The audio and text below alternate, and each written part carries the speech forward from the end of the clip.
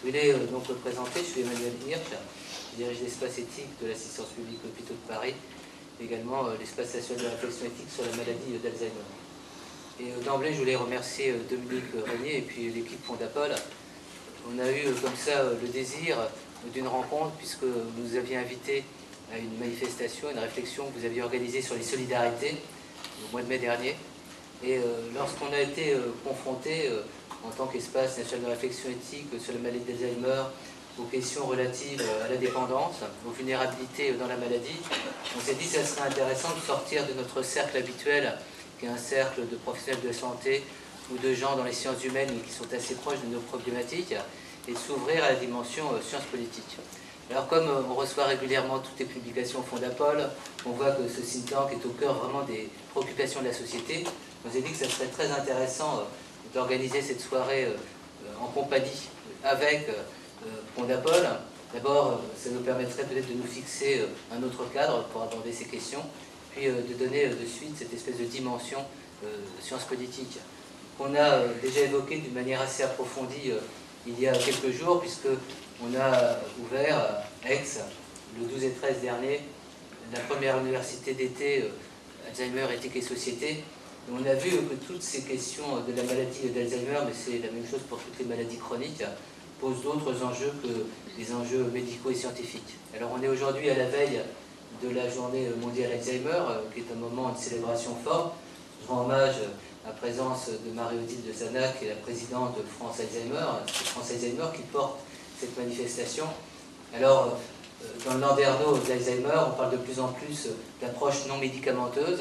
Si vous suivez un petit peu l'actualité, et vous la suivrez aussi ce soir, vous voyez à quel point les médicaments déremboursés tout à l'heure sont mis en cause, à la fois dans leur non-apport, mais dans une polémique assez importante, puisque effectivement au niveau de l'apport thérapeutique, il y a beaucoup d'interrogations, mais il y a aussi un apport en termes de structuration d'une personne qui se retrouve souvent dans l'errance. C'est vrai que le soutien médical, à travers aussi le recours à des thérapeutiques, même si elles n'ont pas une efficacité réelle, elles permettent quand même un soin, pose des vraies questions. Donc on est vraiment au cœur de la problématique de la dépendance. Puis un autre point, et j'en terminerai sur une introduction qui n'en est pas réellement une, c'est vrai que la prégnance d'une maladie qui touche à des syndromes de la démence, la prégnance de cette maladie, puisqu'actuellement on évalue, même si les chiffres sont toujours incertains, aux alentours de 950 000 personnes touchées directement par la maladie d'Alzheimer, mais on évalue à 3, 4, 5 millions de personnes, les proches,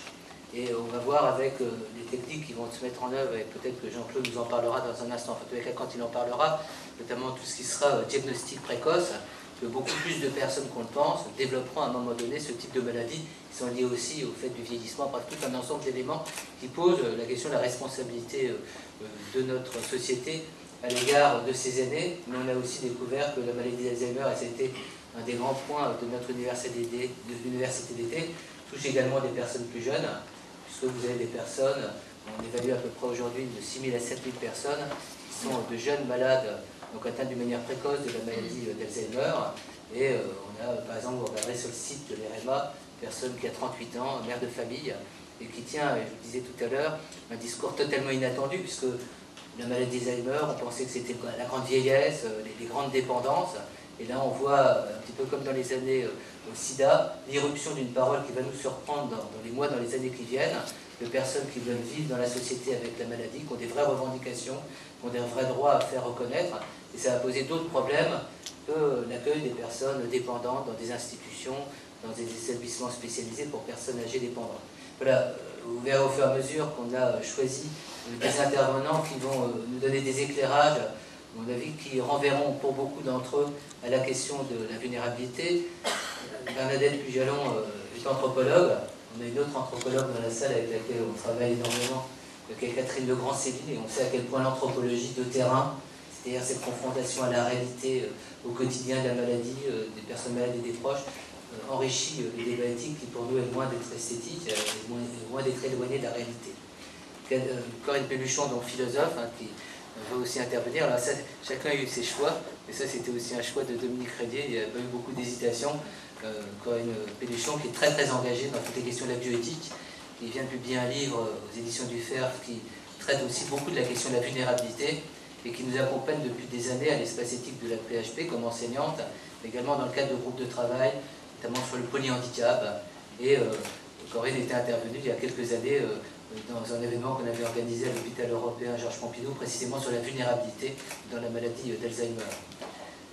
Donc Jean-Claude Elbesen, c'est un compagnon de route aussi d'Espace Éthique depuis quasiment 16 ans, donc il est immunologiste, spécialiste de l'apoptose, il peut peut-être ce qu'est l'apoptose, qui était très engagé également au niveau de la recherche dans les années SIDA, et c'est vrai qu'on voit des modèles et des comparaisons à prendre en compte au niveau d'une mobilisation nécessaire de la société,